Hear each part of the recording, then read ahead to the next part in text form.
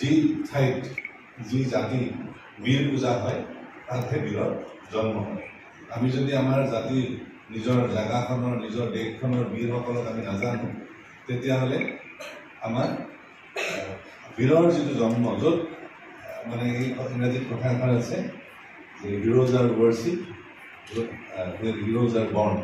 Heroes পঞ্চম বাৰ্ষিক দেশভক্তি দিৱস তৰুণৰাম ফুকনৰ আজি মৃত্যু দিৱসত আমাৰ জিলাটো আমি উদযাপন কৰিছোঁ আৰু এই অনুষ্ঠানত আমাৰ ব্ৰজেন ডেকা ডাঙৰীয়াক আজি আমাৰ বিশিষ্ট বক্তা হিচাপে আমি নিমন্ত্ৰণ জনাইছিলোঁ।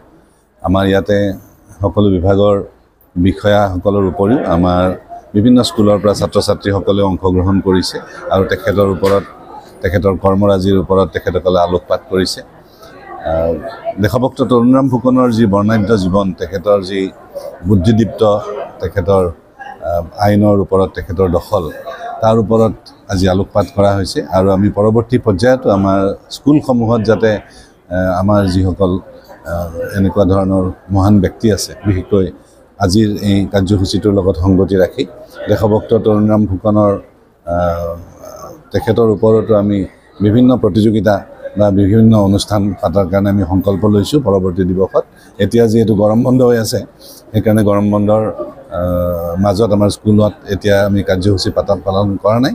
গৰম বন্ধ খোলাৰ পিছতে আমি প্ৰত্যেক স্কুলতে একোটাকৈ আমি কাৰ্যসূচী তেখেতৰ কৰ্মৰাজি যাতে আমি প্ৰত্যেকে জানো, আমি তেখেতৰ স্মৃতি আৰু শক্তিশালী কৰাৰ কাৰণে আমি একোটা কাৰ্যসূচী গ্ৰহণ কৰিম।